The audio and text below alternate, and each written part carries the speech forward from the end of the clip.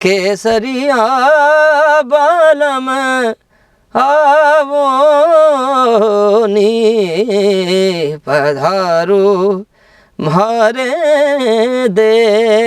इससे पहले मैं दादाजी के साथ में, पापा के साथ में कठपुतली के हम शो करते थे गांव-गांव में। जागरण में भी ढोलक बजाता था मैं। भला बुरा सबको सुन लीजो, कर गुजरा न गरीबी में।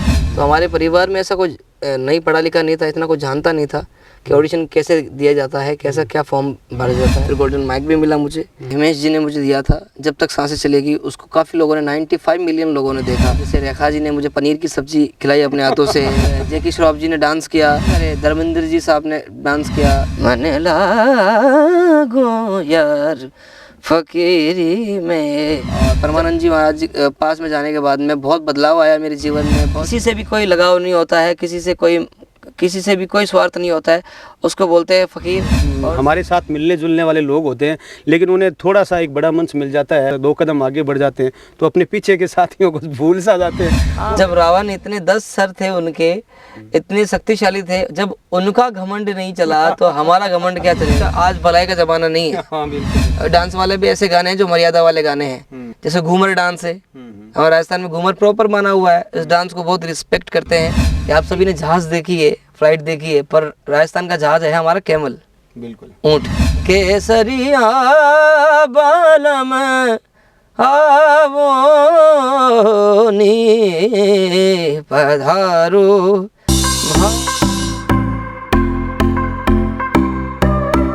नमस्कार दोस्तों, केडीएस राजस्थान में सबसे पहले स्वागत। मैं नागेश कुमार कौशिक और आज मेरे साथ में एक ऐसे कलाकार जिन्होंने गांव की मिट्टी से उठ करके मुंबई की स्टूडियोज़ तक पूरे, बल्कि मैं कहूँगा कि अब तो विदेशों तक एक अंतर्राष्ट्रीय कलाकार की पहचान इन्होंने बनाई है। और साथ ही साथ अपनी जो ये मारवाड़ी मीठी भाषा है, राजस्थानी जो बोली है, इस राजस्थानी भाषा के मधुर मधुर गीतों को जो इन्होंने ऊंचाइयां दी है वो वाकई काबिल तारीफ़ है। आप इनको बहुत अच्छी तरह से जानते हैं पहले से। इंडियन आइडल फेम सवाई भाट, जो कि अपने राजस्थान के और अपने नज़दीकी नागौर ज़िले से बिलोंग करते हैं, तो इनके सफ़र को हम इनसे मुंह से ही सुनेंगे और जानेंगे कि किस तरह से इनका एक सफ़र रहा, कैसे ये गांव की गलियों से इनका सफ़र मुंबई के बड़े बड़े स्टूडियो तक का रहा। बहुत बहुत स्वागत सवाई जी। और मैं वाकई बधाई दूंगा कि आप जैसे कलाकार एक छोटी सी जगह से और इतनी बड़ी जगह तक इतना बड़ा मुकाम और आज एक अंतर्राष्ट्रीय पहचान, किस तरह का सफ़र रहा ये? जी, आप सभी को तो पहले देखने वालों को प्रणाम, और आपको भी मैं प्रणाम करता हूँ कि आप जैसे लोग रिस्पेक्ट करते हैं, कलाकार की इज़्ज़त करते हैं। तो जितने भी सुनकार लोग हैं, जितने भी म्यूज़िक लवर्स हैं, उन सबको मेरा प्रणाम। और अब मैं बताना चाहता हूँ कि म्यूज़िक की शुरुआत और जो मेरी जर्नी है इंडियन आइडल तक मैं कैसे पहुँचा। बहुत टाइम से पहले मैं दादाजी के साथ में, पापा के साथ में कठपुतली के हम शो करते थे गांव-गांव में जाके। कौन सा गाँव है आपका? मेरा गांव है गच्चीपुरा।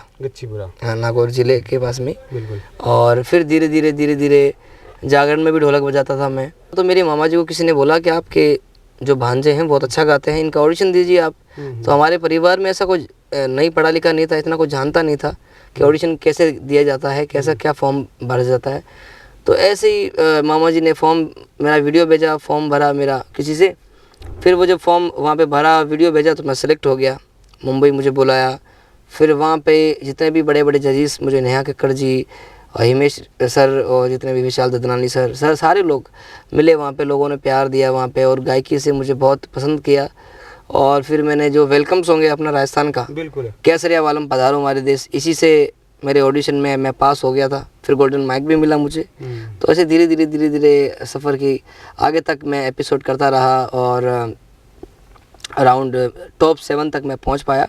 तो सब लोगों की दुआ थी, राजस्थान के जितने भी लोग हैं, इंडिया के और जितने भी लोग हैं, सब लोगों ने प्यार दिया, सपोर्ट किया मुझे, और सब के लिए मैं शुक्रगुजार हूँ आप सभी का। बिल्कुल। और ख़ासकर आपको मैं बताऊं कि क्या आप इंडियन आइडल 2020 में आप इंडियन आइडल टॉप 7 आप रहे, परंतु उसमें सबसे अच्छी बात ये थी कि आपने राजस्थानी सॉन्ग को गाया। और राजस्थानी सॉन्ग को जिस तरह से सब ने जो तालियां बजी थी, उससे हर राजस्थानी का सीना आपके लिए भी एक गर्व से फूला था। वो क्षण हमारे लिए भी एक बहुत ही अच्छा था कि आपने राजस्थानी गाने को इतने बड़े प्लेटफॉर्म के लिए चुना। वैसे अक्सर हम देखते हैं कि बॉलीवुड सॉन्ग्स को बड़े प्लेटफॉर्म्स के लिए लोग चुनते हैं, और आपने राजस्थानी गाने को चुना। जी, राजस्थानी गाने को चुनना मेरे लिए बहुत ज़रूरी था, और क्योंकि ज़रूरी इसलिए था क्योंकि मैं राजस्थान का हूँ। बिल्कुल। राजस्थान की मिट्टी की खुशबू मुझे हर जगह फैलानी है, क्योंकि हमारा राजस्थान सबसे अलग है और सबसे, एक बोलते हैं ना कि सबसे प्यारा है। बिल्कुल। और राजस्थान में ऐसी ऐसी जगह है, ऐसे ऐसे लोग हैं जो संगीत को प्यार करते हैं, संगीत की पूजा करते हैं। तो हमारे राजस्थान की खूबसूरती को मैं चाहता हूँ कि वो म्यूज़िक की खूबसूरती भी आगे तक पहुँचाऊँ।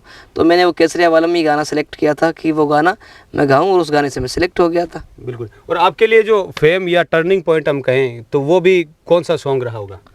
मेरा फर्स्ट गाना जो हिमेश जी ने मुझे दिया था, जब तक सांसें चलेगी, उसको काफ़ी लोगों ने 95 मिलियन लोगों ने देखा। उसके बाद में फिर मेरे लिए बहुत अच्छे अच्छे जो यादगार पल है, जैसे रेखा जी ने मुझे पनीर की सब्ज़ी खिलाई अपने हाथों से, और जैकी श्रॉफ जी ने डांस किया मेरे साथ में, काफ़ी सारे धर्मेंद्र जी साहब ने डांस किया, काफ़ी लोगों ने डांस किया, बहुत प्यार मिला वहाँ पे, जजेस का प्यार मिला। तो उसके बाद फिर इंडियन आइडल से मैं वापस आया, फिर परमानंद जी के महाराज जी के पास गया, तो वहाँ से वीडियो वायरल हुई। तो वीडियो वायरल होने के बाद में लोगों ने फिर एक अलग संदेश मुझे मिला कि एक भक्ति में भी जाना ज़रूरी है, भक्ति के भजन भी, भगवान का नाम लेना ज़रूरी है। तो मैंने भगवान कृष्ण जी के भी भजन मैंने गाए, और परमानंद जी महाराज जी पास में जाने के बाद में बहुत बदलाव आया मेरे जीवन में, बहुत चेंजेस आया, और अभी तक मैं बहुत खुश हूँ। काम चल रहा है भगवान की कृपा से, और अच्छे लोग मिले हैं, अच्छे लोग साथ रहते हैं। मेरे कुछ लोग हैं जो मुझे सपोर्ट, हाँ, जो मेरे ख़ास है, जो मेरे साथ ही 24 घंटे रहते हैं। जैसे मेरे एक परमानेंट म्यूजिशियन है जमानीश भाई देवली, और मेरे साथ कोरस भी करते हैं, सिंगिंग भी करते हैं, और मेरे साथ रहते भी है मदन लाल जी जो जाट हैं, और बहुत बढ़िया गाते हैं वो।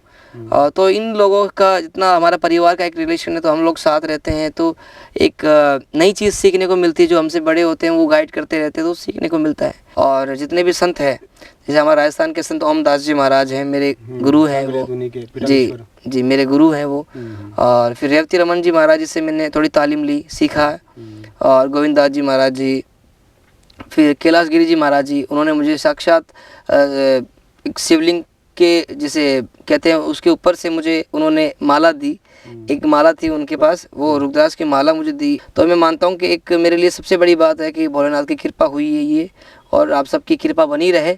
बिल्कुल। आपने संतों का और भक्ति का जिक्र किया है, तो क्योंकि आपकी पहचान है आपकी आवाज़, और तो साथ साथ एक आवाज़ भी, अपनी एक लाइन सुनाते जाएं कि उस भक्ति की हमें भी थोड़ी सी उसका एक अनुभूति हमें हो जाए। बिल्कुल मैं सुनाऊंगा। जो आपके लिए खास रहा वो भजन ऐसा है कि उस भजन में कुछ बातें ऐसी है कि कबीर खड़ा बाजार में मांगत सबकी खेर, ना किसी से दोस्ती ना किसी से बेर। और इस भजन को सुनिए आप, इसकी लाइन सुना रहा हूँ मैं। भला बुरा सबको सुन लीजो, कर गुजरा न गरीबी में, मन लगो मेरो यार फकीरी में, मन लागो यार फकीरी में। जब मन फकीरी में लग जाता है, जब किसी से भी कोई लगाव नहीं होता है, किसी से भी कोई स्वार्थ नहीं होता है, उसको बोलते हैं फकीर। और संगीत ही जीवन है हमारा, तो संगीत में जीना, संगीत में रहना, और आप लोगों का प्यार मिलता रहे, दुआ मिलती रहे, तो ऐसे ही बढ़िया बढ़िया गाने सुनाते रहेंगे आप। बिल्कुल। आने वाले खास उन पलों के लिए भी बताएं कि जो लगातार आपको लोग पसंद कर रहे हैं, और आने वाले समय में जितने भी लोग मुझे पसंद करते हैं, मेरी गायकी को पसंद करते हैं, मुझे सपोर्ट करते हैं, तो मैं सबको ये बोलूँगा कि बहुत जल्दी मेरे खुद के चैनल पे मेरे गाने आने वाले हैं। और भैया का जो चैनल है उसको भी सब्सक्राइब करें आप, क्योंकि उस पर आपको मेरी वीडियो देखने को मिलेगी। और क्योंकि एक भैया का अच्छी बात ये लगी मुझे कि ये कलाकारों की इज़्ज़त करते हैं, और आज इनके माध्यम से मैं आपसे मिल पा रहा हूँ। सबसे को ढेर सारा आशीर्वाद दीजिए आप सभी। मेरा खुद का एक चैनल है, यूट्यूब चैनल है, उस पर गाने आने वाले हैं। और दूसरी बात ऑफिशियल क्या? हाँ जी, और जितने भी लोग हैं मुझे जो देख रहे हैं, उन सबसे ये कहना चाहूँगा, अपने मेहनत करते रहिए। और आप जो भी किसी भी कला में हो, आप पेंटिंग हो, गाना हो, किसी भी कला में आप जिस फील्ड में अगर आगे बढ़ना चाहते हैं, तो अपनी मेहनत प्रॉपर कीजिए आप, तो सफ़र का फल मीठा होता है, भगवान आपको ज़रूर एक चीज़ मैंने देखा है सवाई जी कि जैसे अक्सर जो लोग हमारे साथ मिलने जुलने वाले लोग होते हैं, लेकिन उन्हें थोड़ा सा एक बड़ा मंच मिल जाता है और कुछ वो ज़्यादा आगे थोड़ा सा 2 कदम आगे बढ़ जाते हैं तो अपने पीछे के साथियों को भूल सा जाते हैं। वो फिर उनसे मिलना जुलना भी उनका मतलब जैसे वो एकदम कम ही कर देते हैं। तो मैं एक चीज़ देख रहा हूँ, आज भी आपके पुराने साथी आपके साथ हैं, मैं आपके पास में यहाँ पर आया हूँ, तो एकदम आप वो उस सिंपलिसिटी को भी नहीं भूले और अपनी जो है बुलंदी भी। और मुझे जहाँ तक पता चल रहा है कि आपके विदेशों तक प्रोग्राम हो रहे हैं। जी जी जी, बिल्कुल बिल्कुल ज़रूर होंगे और होने वाले भी है। पर देखिए, सिंपलिसिटी की सबसे बड़ी बात यह है कि हमें भगवान राम और रावण की कहानी तो सुनी है आप सभी ने, प्रभु राम की कहानी तो सुनी है।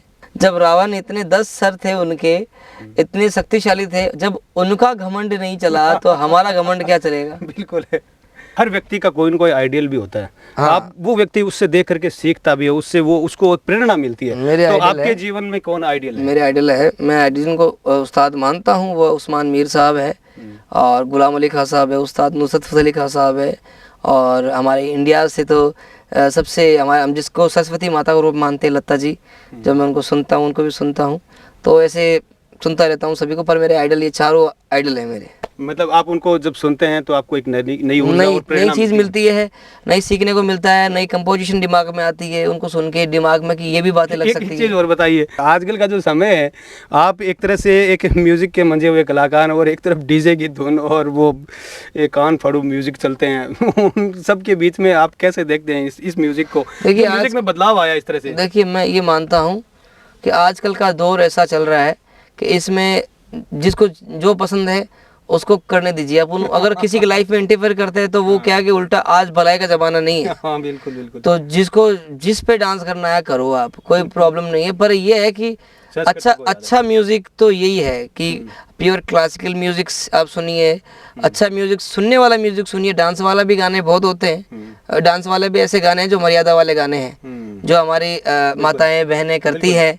जैसे घूमर डांस है, हमारे राजस्थान में घूमर प्रॉपर माना हुआ है, इस डांस को बहुत रिस्पेक्ट करते हैं, ठीक है।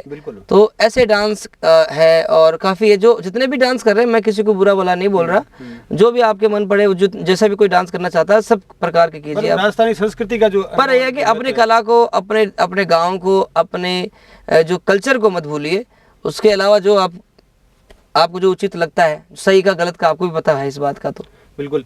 और अब मैं विदा लूँगा और इसके साथ ही उस गाने के साथ जो कि इंडियन आइडल के मंच पे भी गूंजा था और जो हमारे राजस्थान की एक तरह से मैं कहूँगा कि राजस्थान टूरिज्म की एक पहचान बना हुआ है वो गाना। गाना हमारा सबसे बड़ा जो गाना है राजस्थान का, वो है केसरी वालम पधारो हमारे देश। बिल्कुल। तो और उसके अलावा गौरबंद जो गाना है, कि आप सभी ने जहाज़ देखी है, फ्लाइट देखी है, पर राजस्थान का जहाज़ है हमारा कैमल, बिल्कुल, ऊँट। बिल्कुल। तो ऐसे खूबसूरत गाने बहुत सारे हैं, तो आप सभी को मैं सुनाता हूँ वेलकम सॉन्ग। केसरिया बालम आवो नी पधारो हमारे देश। प्रणाम आप सभी को, थैंक यू।